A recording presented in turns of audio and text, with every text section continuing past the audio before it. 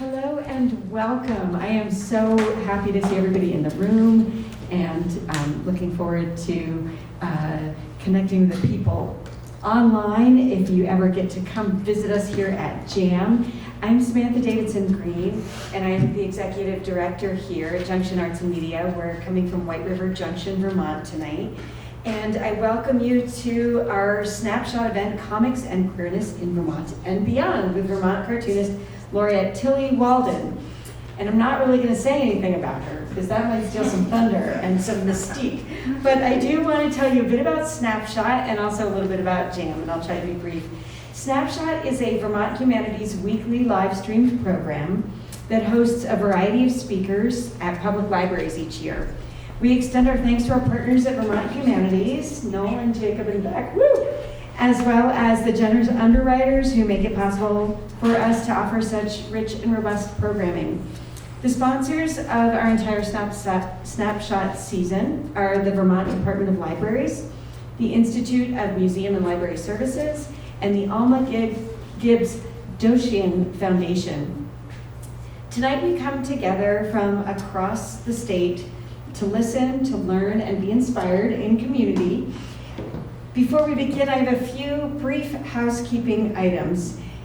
If you are in the room and you need to use a restroom, please feel free at any time just to tiptoe around the black curtain here and straight across the room behind. There's a bathroom with a big orange sign that says bathroom. And if you're at home, I assume you know where to go. Our next Snapshot event, hosted by the Bennington Free Library, is What Does It Mean to Create Legacy? The Power of Personal Narrative, with poet and educator Naima Wade. Please be sure to register online to receive a link to the live stream. And a little bit about JAM. The Junction Arts and Media is the combined force of community access television, which has been in the Upper Valley for about 30 years, and the White River Indie Film Festival, which has been around in this part of the Upper Valley for 20 years or so. Both organizations share a fundamental commitment to the arts, to bringing people together for positive social change in dialogue. And our partnership with Vermont Humanities has been a rich one and multifaceted. We are so grateful to have you here and hope that you will come back. We have programming year-round in this space, and in February, our main film festival, RIF, is up in the Briggs Opera House upstairs with events all over the village. We also offer media education programs to help people learn how to do things like live stream and create animations, as you see on the walls here, which we're celebrating all the local creativity. So again, welcome to JAM, and without further ado, I turn it over to our special guest, Tillie. Thank you.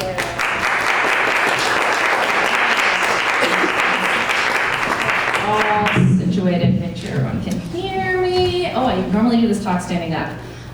This is quite nice. Thank you all so much for being here on a Thursday evening on a pretty complicated week. I really appreciate you taking the time to think about art right now, and not even art, comics, the weird little sister of art. So I really appreciate it.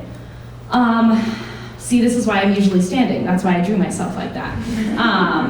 But this is a talk I made for the Vermont Humanities. It is called Comics and Queerness in Vermont and Beyond. And that title just about sums up who I am. Oh good, it's working. I'm a cartoonist. I draw and write graphic novels. I've published a lot of books that have covered a range of topics, but they all have the unifying theme of queerness.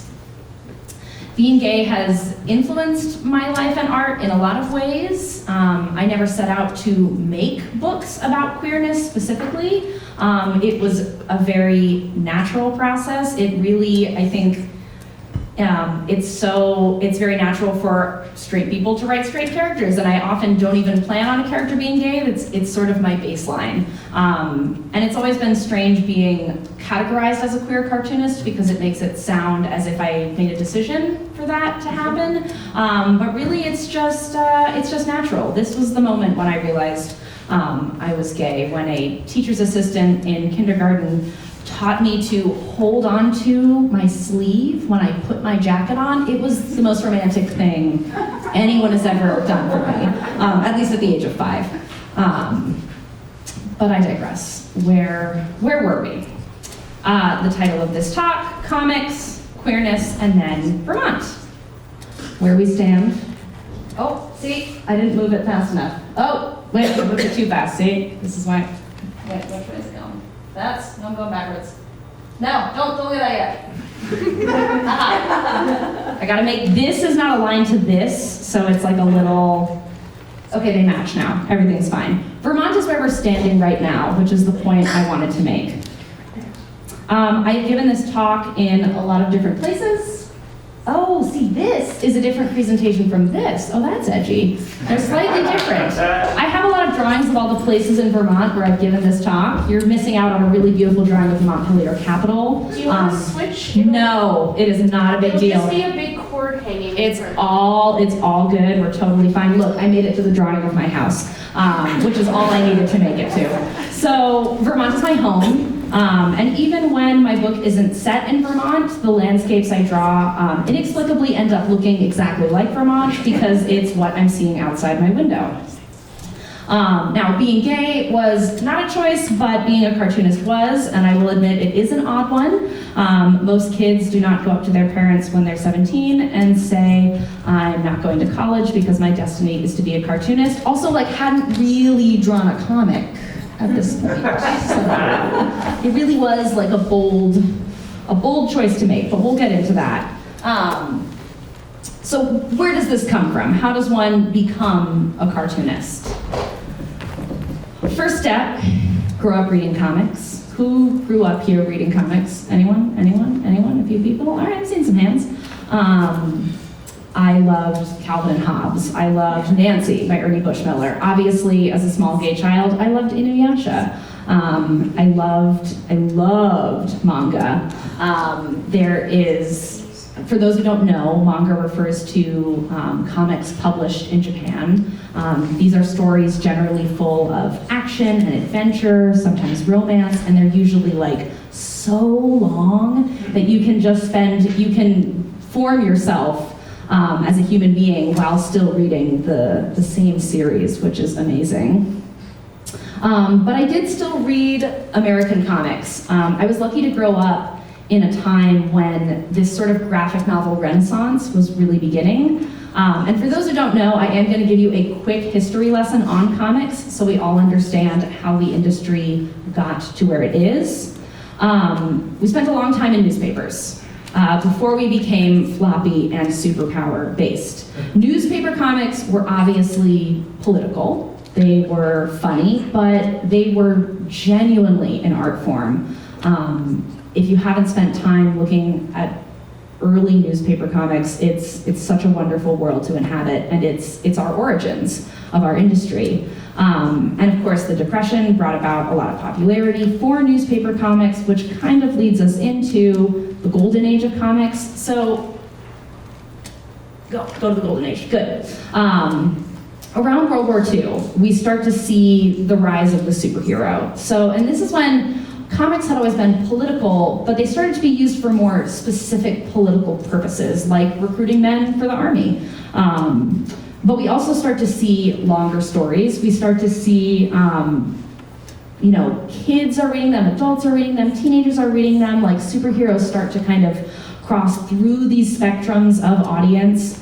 And we really start to see longer narrative subject matter. This is a really huge moment for comics. If we just look at the golden age, it seems like, wow, this industry is going to do great. Everything's going to be totally fine and nothing is ever going to happen to hurt our industry. That's not what happened. We get to the Silver Age in the 1950s, and this is when some really dramatic things happened that affected our industry for many years to come. A psychiatrist published a book claiming that comics were a corrupting influence, and it genuinely created a panic in the world. And to the point where there were Senate hearings about the danger of comics. And this is where the idea began that comics are not real reading. there was always this notion, even before the Silver Age, that like, they're funny, they're silly, they're for kids, they're not serious. But if this hadn't happened, I think comics would have been taken seriously much sooner. But this set us back for a very, very long time to come. And I still, to this day, at school visits, have parents tell me like, my kid reads too many comics, like I don't know what to do. And I'm like, your kid reads, like this seems like a win. I know you're worried about the pictures. Learning visual language is important too. But comics persevered. So the Silver Age happened, the Comics Code was created, which was a form of censorship. But then the underground comics movement came. And because this is what happens, when industries are censored and industries feel like they are not accepted in the mainstream, people do it quietly on their own. And this is when we start to see more women, more people of color, more queer people getting involved in comics. Which is not to say that there hadn't been marginalized people in the comics industry quietly there in the background.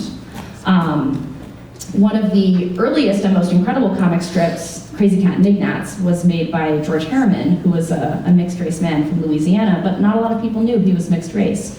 And he specifically had like author photos that were taken in a way where you kind of couldn't tell.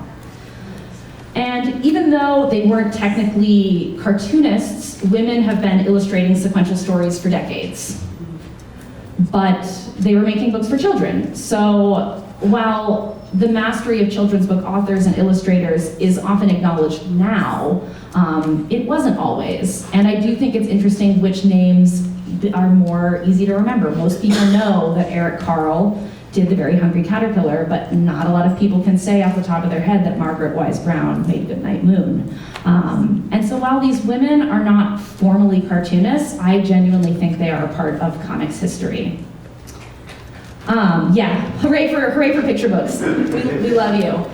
So after the underground movement in the 80s and the 90s, here is where we start to see the graphic novel.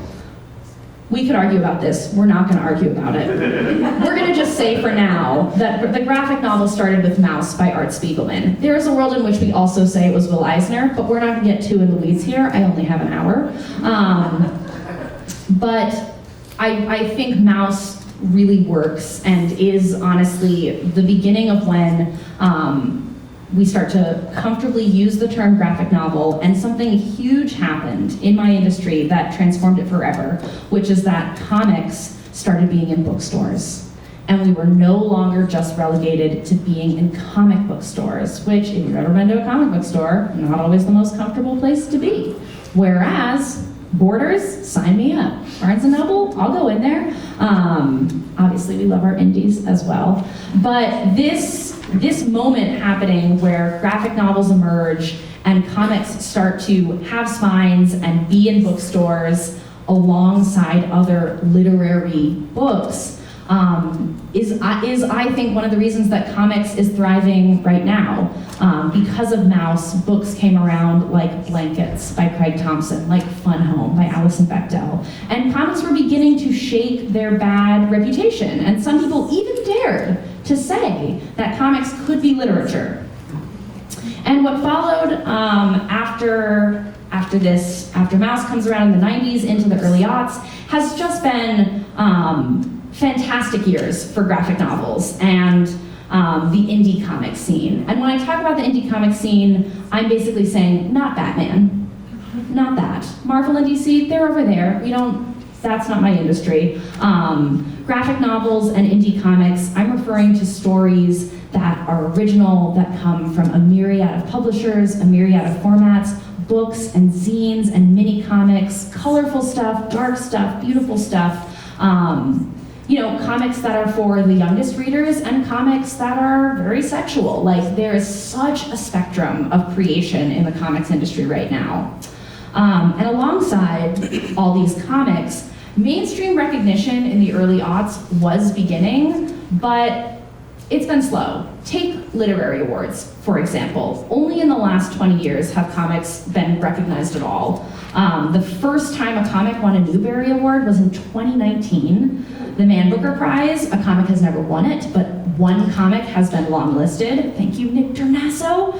And that was in 2018. And the first time a graphic novel won the National Book Award was 2016. So you can see there's this pattern, and you can see that around 2015, 2016, these institutions are beginning to take comics seriously, but in a way that still makes us feel very shoved off to the side, where it's like, we'll acknowledge one of you, and that's nice, but we're still so often just not seen as in the same realm of fiction, of prose, of classic books.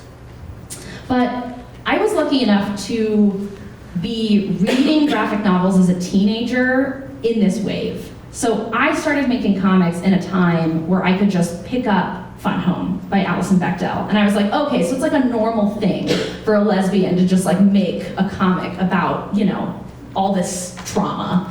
And I was like, cool, noted, gonna hold on to that. Maybe I'll do that someday. And you know, queer cartoonists had paved the way for me. I really didn't have to think about being the first of anything, which was liberating and wonderful, and it's one of the reasons that I had a career, that I have a career, which takes me to, all the way back, how did I become a cartoonist? Because I didn't actually cover that yet. Well, read a lot of comics, that was the first part. I did like to draw, like most kids like to draw, like most kids like pancakes, like it was a very casual enjoyment of like, oh, a sketchbook for Hanukkah, thank you. I'm never gonna put anything in this. But what's so amazing to me about the way passions are born is that you don't have to be good at something to fall in love with it. And I got really lucky. So I took a comics class when I was 16 that my dad signed me up for. He liked comics too, because for whatever reason, my dad is a longtime sort of computer geek and computer programmer. All the computer geeks in the 90s were like reading Scott McCloud and reading Reinventing Comics and all this stuff. And so my dad was a huge fan of Scott McCloud. I had not actually read any of those books. But my dad signed me up for a comics class with Scott McCloud. I was pretty annoyed about it because I was 16, I didn't know who this guy was, and I wanted to look at Tumblr or do something else on the internet. But my dad was like, I have to work, you have to go, and you have to tell me everything about Scott. And I was like, oh, fine. So I went to this class. It was a 2-day class. I was with a bunch of grown-ups to me. Now I'm like, wait, they were in their 20s, they weren't grown-ups. But now I'm like, oh my God, they were all young too. And Scott said, make a comic, because that was the whole point of the class. And I remember being flabbergasted, like, make a comic? I don't know how to do that. And like every 16-year-old, I was enormously self-conscious about every little thing I did ever. So to have to put pen to paper and have this guy look at it was seemingly going to be one of the worst experiences of my life. But I made a comic. It was really bad. I didn't know how to draw. I still have it. It's bad. It's still bad. I know it's bad. But Scott looked at it, and he looked at me, and he said, this is really good. It was not, but it was really kind of him to look past this ridiculous, nonsensical drawing that this girl had just made and be like, you're good at this. This is good. And for me, I had grown up as a competitive figure skater. And I was used to only getting a compliment from a coach if I had, you know, worked on something for 5 years and thrown up a few times, and they were like, fine, it's okay, you did okay. I can't even describe to you how much I was not used to someone so easily telling me that, like, you're good at this. It's strange to think about now that I am like 10 years and 15 books into this career, and I did it all because one guy said one nice thing to a really sad 16-year-old. Obviously, I found a love of comics within me, but Scott opened the door. He really did. And his very simple trust and love in comics and in me gave me so much confidence and energy. At the end of class, he said, "You should make more comics." I didn't notice that he said that to everyone else. I really thought he was saying it just to me. I was like, wow, this guy thinks I should make more comics. So, that's what I went home and did. And I pushed my homework to the side, and I started drawing comics, and discovered as I made them that this was what I was meant for. This was what I'd been waiting for my entire life. Drawing comics made me feel like I had stepped out of the world and dropped into an entirely new one, and I stepped into a world that I got to build, that I got to be in charge of. I got to draw my own memories. I got to tell stories about anything, because I had no notion of what a comic should be, which is why it was such a great time to learn to make comics, because I had no concept of where I should go, so I simply moved through the space. I made a lot of really angry comics because I was 16, and I made comics that had a little gay stuff in it. I was in Texas at the time, so this was like a very huge thing to have a place to like be gay. Of course, just a few years after I finished high school, suddenly everyone was gay, and I was like, wait, I missed it. Like, why wasn't that happening when I was there? But it's okay. I knew that when I started drawing comics, like a few months into this, I knew I was like, I'm never gonna stop doing this. I was like, I'm never gonna make any money doing this, but I have to keep doing this forever, because it really just, it was just transformative. It was such a wonderful experience. And I had always done things with coaches and with structure, and I got to make comics in a way that was driven solely by me. If I didn't finish the comic, the only person who suffered was me, which was part of the challenge of getting good at it, because I had to sort of push myself. But I realized every time I finished a comic, I got to decide at the end of it if it was good or bad. And I realized, I think I remember when I was like 17, 18, I was like, I think when I finish a comic, I'm just gonna say it's good. Because why am I doing this if not to feel good? And it set me on this path of confidence and creation. And making all of these comics in my final year of high school led me to one of the biggest gifts of all that I've gotten out of this career, which is Vermont. Because when you Google comics school, only one place is going to show up. Some other places are going to show up, but they're going to be like, yeah, we have a comics class at our institution that you have to pay a lot of money for. I had moved around a lot, born in California, lived in New Jersey, lived in Texas, and I was like, well, I haven't lived in Vermont, so I might as well go. I left the day after I graduated high school. My dad bought me a used Subaru, which he told me would be good in the snow. He was correct. Thank you, Dad. He also told me it would be a good way to find a girlfriend, because lesbians drive Subarus.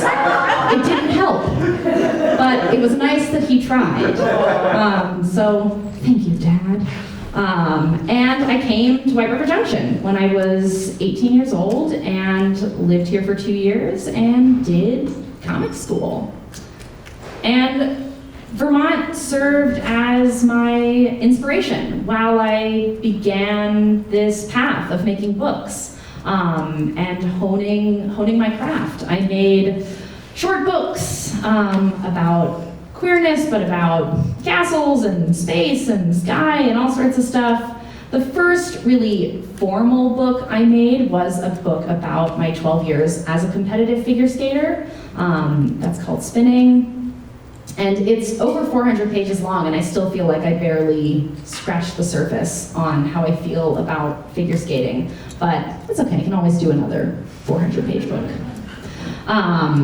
I made, after that, books about outer space in a sort of vision of the future where everyone's kind of queer and floating around and having problems, but they figure it out because they love each other.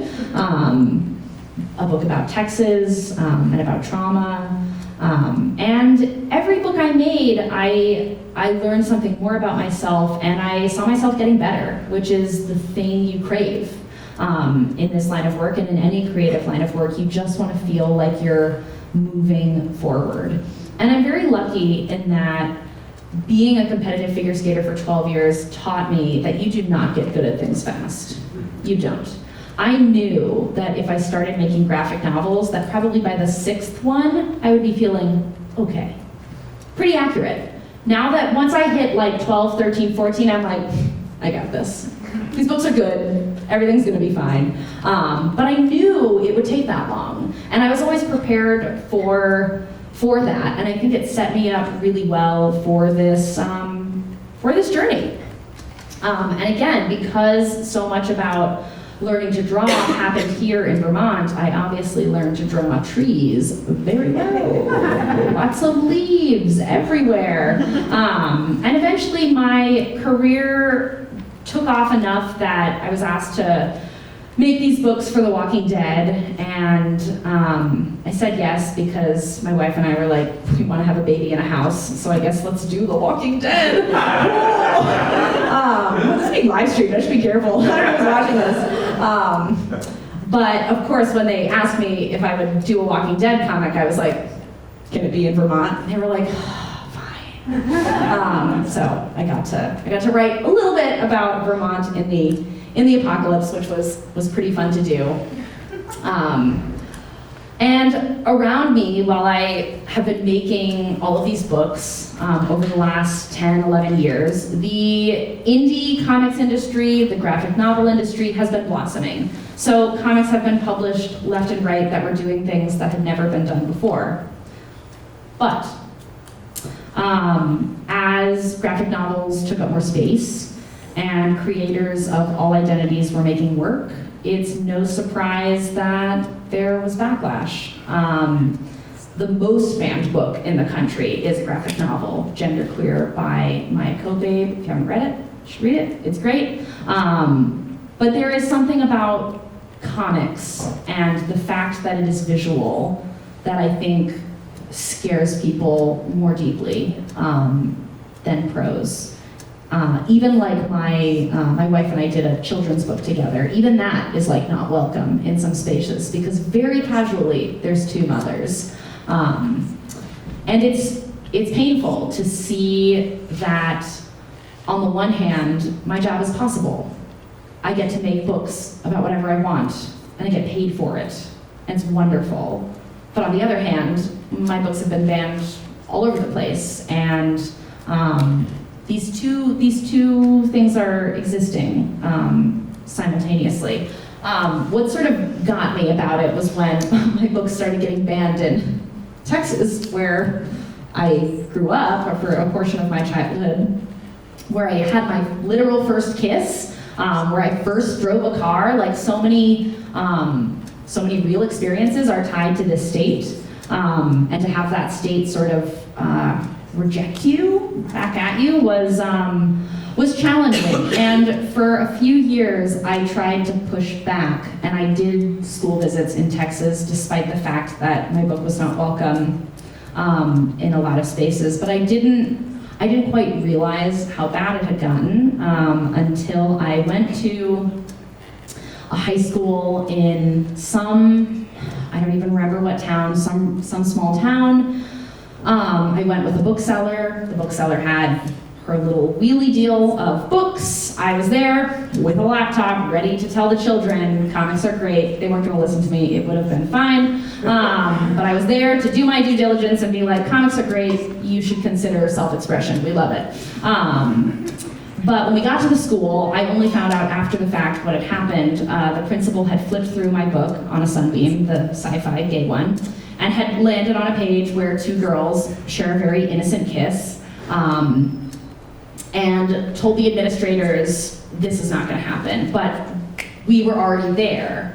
And so this strange drama unfolded where we were kept being sent to different places while the administrators and the kids were all like in a big clump in a line being walked towards us, but the principal was like, I don't want those kids to even see them. And so the kids were diverted, we were diverted into another room, the door was locked behind us, and no one else came in the room with us, and the only door that was open was an exit door. And it took us about 20 minutes to figure out what was going on. We kept banging on the door to be like, we've been told to do a school visit, where are the kids?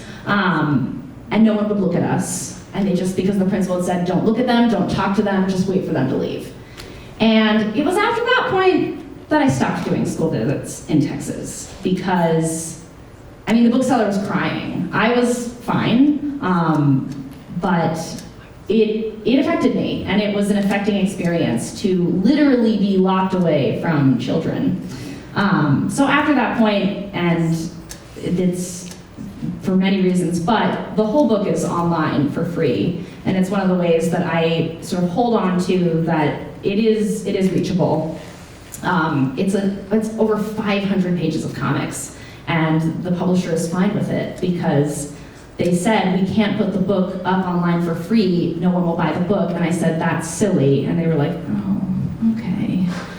Guess which book of mine still sells the best, despite all being on the internet for free. It will be up there as long as the internet exists. But what's interesting about the way indie comics have grown around the United States is that there are certain pockets that have become havens for cartoonists, places where cartooning has really thrived.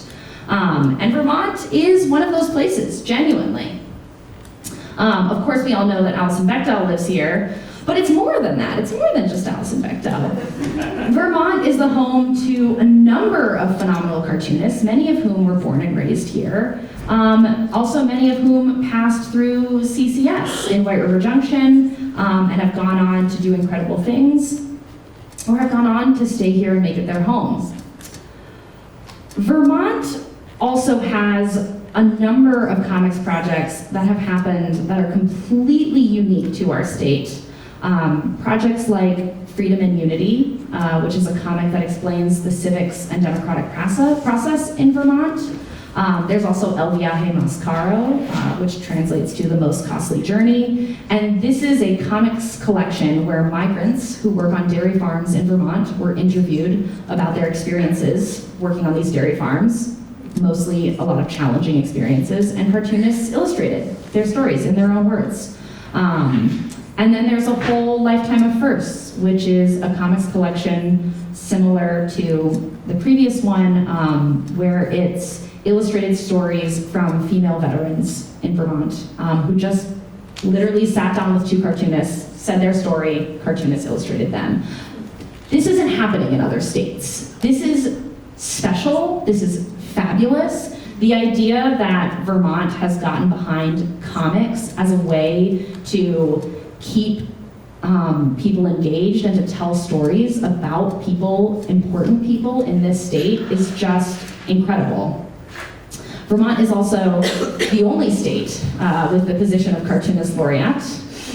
It is an official position. You are sworn in at the State House. I am the state's 5th Cartoonist Laureate. I shook Phil Scott's hand and I had to give him a drawing. And I don't know where that drawing ended up, but he has it.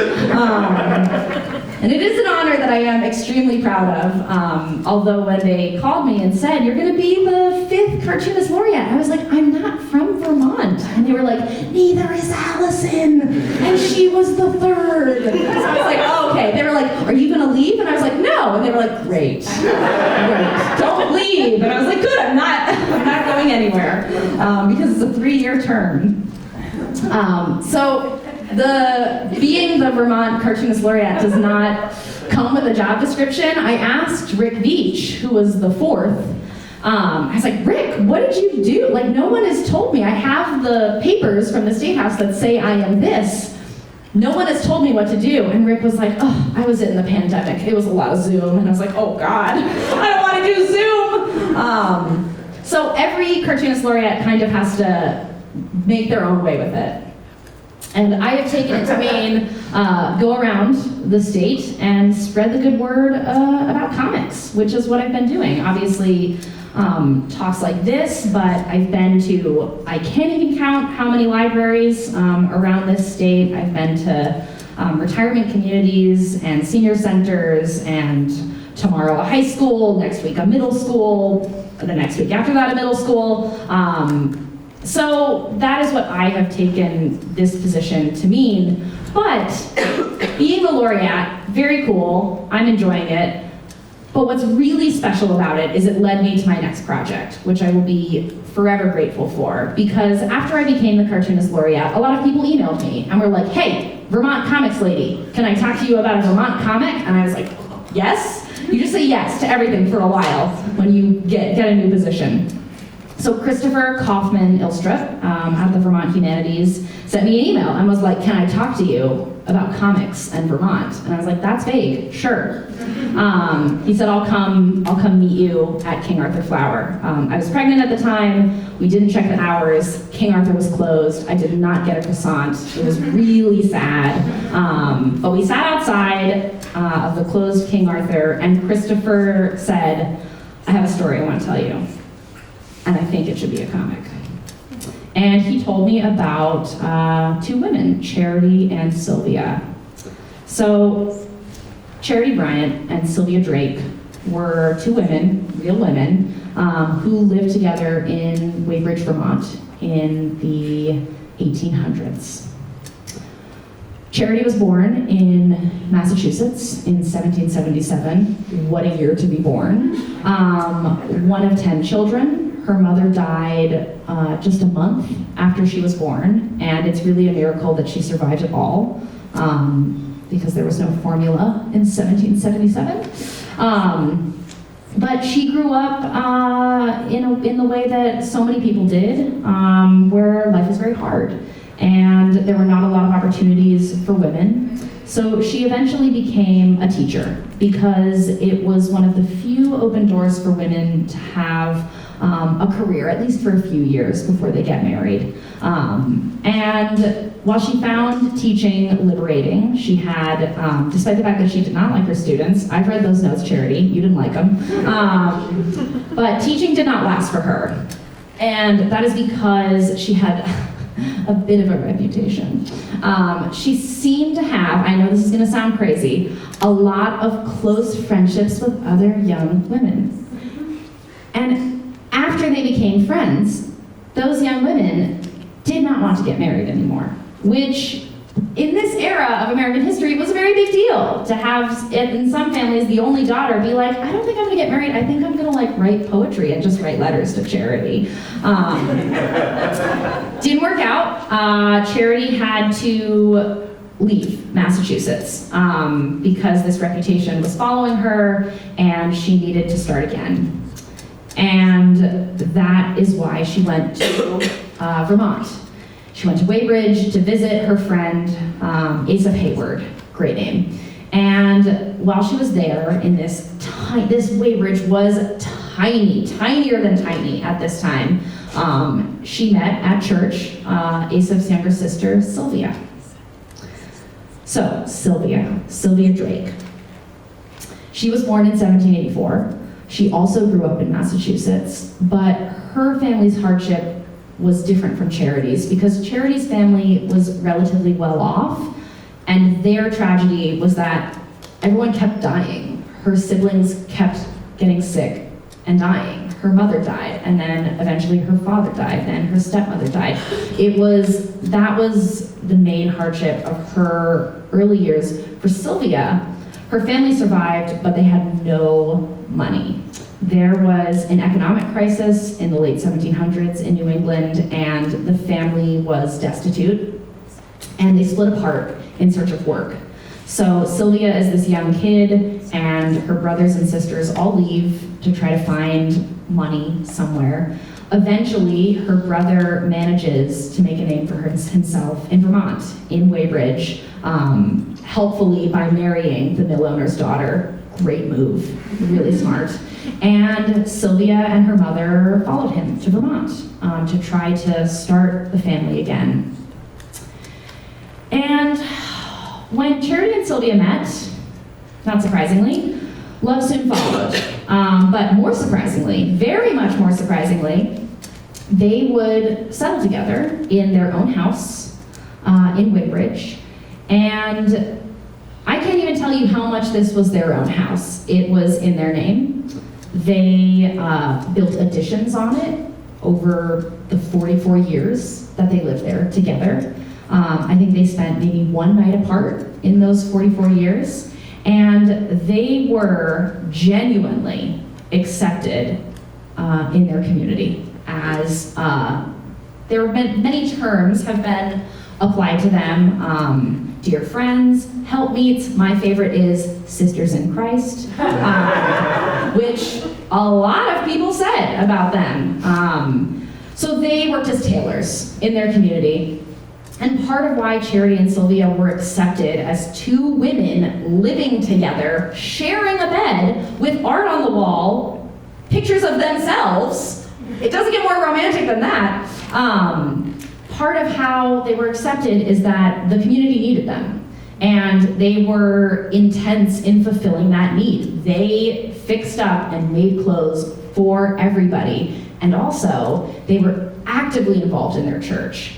They were so much a part of the spiritual community that the minister was constantly bringing them gifts. I've read it in Sylvia's diary. She's like, oh, Moody came again, he brought us potatoes. Oh, Moody came again, he brought us a pot of pudding. Oh, Mr. Moody and his wife are here for tea.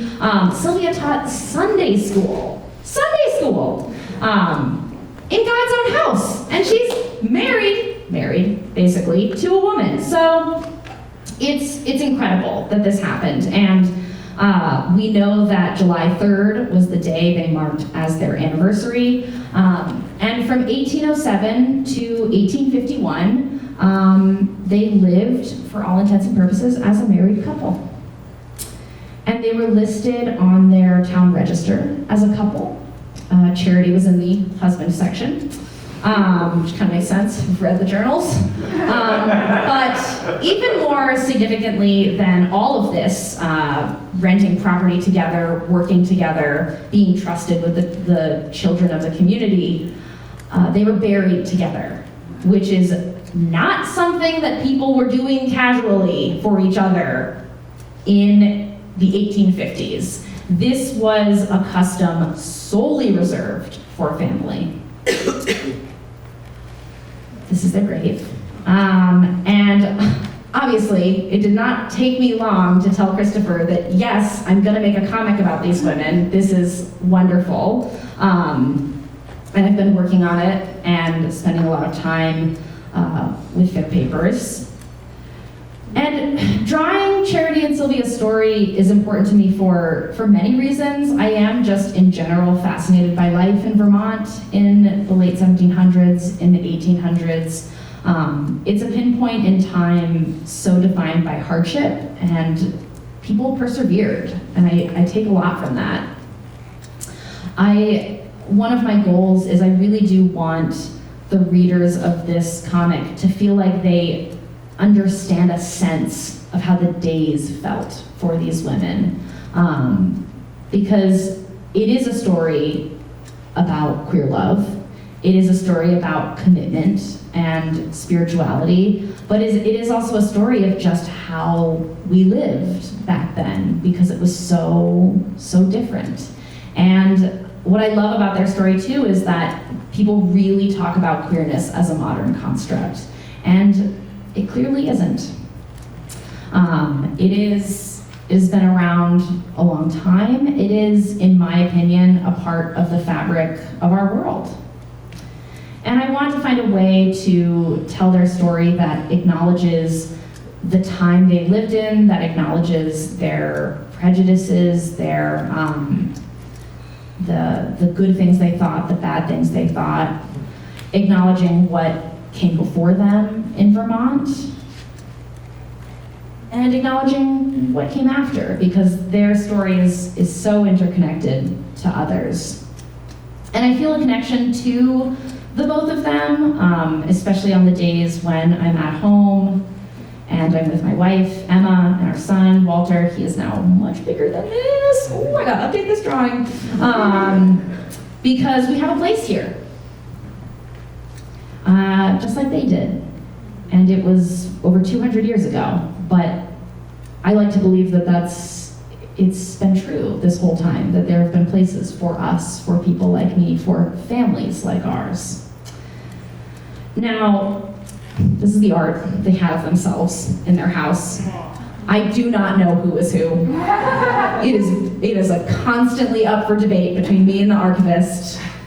We go back and forth every day. This is the only image that I have of them to work off of. Charity and Sylvia were not wealthy. They couldn't have portraits painted, but back in this day and age, silhouette artists would come to people's houses and very cheaply and very quickly make a little silhouette. They embellished it themselves by putting their hair around it, just like a little spooky, but they thought it was romantic. Love the heart made of hair. And it's faded now, but it's clear that the paper around it was once like a vivid pink, which is also sort of fabulous to behold. But this portrait is just a small piece of the information we have about them. At the Henry Sheldon Museum in Middlebury, there are over 900 pieces of paper. Sylvia's journal, Charity's letters, their receipts from their tailoring business, and then letters that were sent to them by ministers, by friends, by family members. Charity was also an inspiring poet. Her poetry was okay, but her heart was in the right place. She wrote a lot of acrostics. So on Sylvia's birthday, she would write, Sylvia, and it would say S, solemn and slender, and just like all these adjectives about her, and usually something about Jesus too, and it's just like very romantic in the way that they did romance. But literally, all their papers were just like in a trunk with the silhouette. And this guy, Henry Sheldon, was just obsessed with this idea that like people are gonna wanna know what life in Middlebury was like in the future. And he saved everything, and everyone was like, you got a cousin, you got a trunk, you got old papers, give them to me. And he took all their stuff without going through it. It wasn't until like the last 20 years that they were going through the papers at the Sheldon that they were like, what is this? And all the evidence is there of their life together. I've read about specific days they've had. I've read what they ate. I've read about their ailments. I've read about how clearly like one of the ways they showed affection for each other was when the other one was sick and they'd care for each other. I've read about how much their brothers annoyed them, about all the people that died, about all the complexities in Vermont, the complexities of their church, the complexities of America. So thank you, Henry Sheldon, for saving all of these papers, because this graphic novel would not be possible otherwise. It's a long drive to Middlebury from the Upper Valley, but I've already done it more times than I can count. And every time I read a little bit more, and I have gotten really good at reading old handwriting. So if anyone has an old paper from 1850 that they can't figure out, I'd love to look at those loopy letters, because I bet I can figure it out, because their handwriting is not good. And what I love about being a cartoonist, what I love about this job is that I get to spend my time inhabiting other lives and other worlds, and I get to bring them to this current world. And even when I'm making comics about real experiences, about real things that have happened, it's different from everyday life. They're drawings. They abide by different rules, different structures. There is a level of freedom in drawing something, an amount of interpretation that is so wonderful. And I know that I can't draw Charity and Sylvia's story with the amount of accuracy that would match the life they actually lived. No matter how hard I try, I don't know exactly what their shoes look like. I can get close on a lot of things, but I also think that it's not a bad thing that a gay woman in 2024 that perspective is going to affect how their story is told. I think it's a good thing. I think that it keeps me and all of these queer stories a part of the same continuum. Because this history that I think about and where queerness and queer identity is at right now, today, is complicated and changing. And when Charity and Sylvia were alive, there is no way they could imagine what the future was going to look like. And there was no way they could imagine that a day would come when they could have had kids. I have a baby. That is possible. And so I like to think that 200 years from now, there is a future that is so beautiful that I can't even imagine it. So thank you all so much.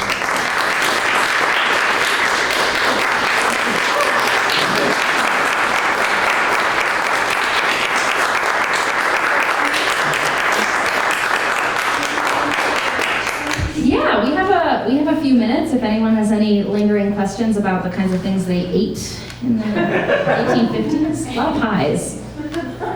When do you expect that the book on should be finished? Probably late. Sorry, can you repeat the Oh, question yes. for the live stream? I will repeat the question is, when will this book about Charity and Sylvia be published? I will likely finish the book late next year, and then it will come out the following year. But I'm hoping, similar to On a Sunbeam, I don't have a publisher for it yet, though some are sort of in the background, chomping at the bit. I hope to put it all online, because I think that more comics should just be free and able to read. So there will definitely be a physical book. I hope it's beautiful, but I also hope that it will be around on the internet for people to read. I'm reading all the books that they read in their lifetime to try to get a handle on the language, because they write it down whenever they finished reading a book. Very dramatic. It's the romanticism, sensibility era. Everyone's always accidentally getting pregnant and dying, and I'm like, oh, I don't want to read about this. But yeah, a lot of bad British soldiers in the books that they read. It's interesting. Yeah, it's great. I'm so excited to be working on it. Yeah, Jacob? Yeah, we have a question from Joy from online asking, how do you know when you've gathered enough information to do a book like this? And how do you kind of balance the representation of being accurate versus the creativity of telling the story? It's a really good question, because I am maybe a third of the way through their papers, and I am not going to wait to finish reading all of them to start the story. I've already begun drafting the book out, and what I've realized is you have to, first of all, you have to decide for yourself, what's your timeline? There is nothing wrong with taking 10 years to make a project if you want to. For some people, that suits them. That's their temperament. I am impatient. I don't want to wait 10 years. I want this book to be in my hands right now. So you have to decide what's possible for you, and then whatever you decide your timeline is going to be, you have to figure out what compromises you have to make that possible. And what I've realized is that I am going to be drawing the finished art in this book while still going through the archive and still making changes. But I'm in a very lucky position in that I have the support of the archivists and the historians at the Sheldon. They are looking over my shoulder at everything, and I'm hoping to find other historians at some in Massachusetts for their childhood, people from the Vermont Historical Society, to be looking at the work and helping me see that table, that's not it. That event that you think happened then actually happened a little bit sooner.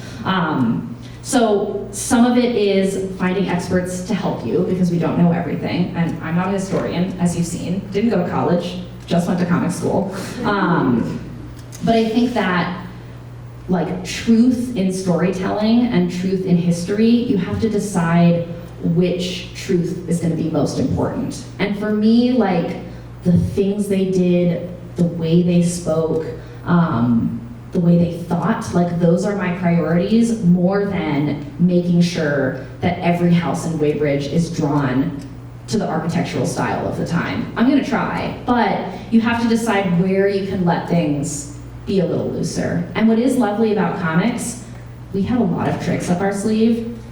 When I don't want to draw feet, guess who's walking in tall grass? In every scene, in every book. There are so many tricks where if there's something I feel like I can't show, I'll find a way to hide it. You know, you can. And you can apply like, oh, they're at a sink right now. I'm not gonna really figure out how to draw this sink, but compositionally, you find a way to get the information across while also not having to do too much research on what kind of basin they wash their dishes in. Although I am gonna have to figure that out because Sylvia washes a lot of dishes. She doesn't like it. Who likes it? But yeah, great question. Maybe one more if there's time, no pressure. Cedar. I know that sometimes the expectation when you're looking through historical diaries is that they're going to be like Anne Frank level storytelling. Yeah. Did you have to deal with like a lot of like passage says that were just like, this is so mundane, how do I? Oh, it's all mundane. Yeah. It's like, but I actually think that I went into it seeking the mundane. Like when Sylvia described in minute detail the addition they made to her house and how her brother brought 600 bricks in a wagon and set them down. When she described trying to move their stove and it fell on their neighbor's foot, I was like, yes, this is the content I want. The minutia is what I'm looking for, more than drama. And I think that the challenge of my job is to try to make the minutia interesting. It's interesting to me, and I hope I can find a way to make it interesting to other people when she makes a pumpkin pie for the 50th time. But yeah, it's also, what's hard about going through historical records is that you go into it with an idea of who they are, and it's been changing as I've been reading it. I really thought that they would talk more and think more about the fact that they're two women living together, but they didn't.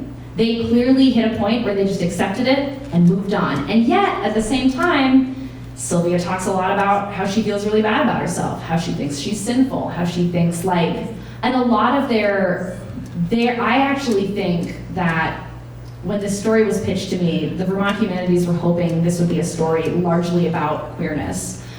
And it's there, but I actually think it is much more a story about faith.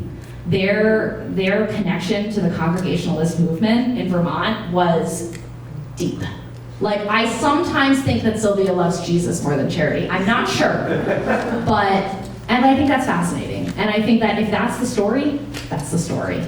You know, I think that it's beautiful to think about the intersection of these things, and it's great to think about how different queer identity can be. It's not that we're always so different from the mainstream. Sometimes we are the mainstream, which is what they were in a lot of ways in their community. They're very traditional. They wanted people to dress modestly. They got mad at this little girl for rolling down a hill, and they gave her a note, and they said, give this to your mother. And it said that she was behaving rudely.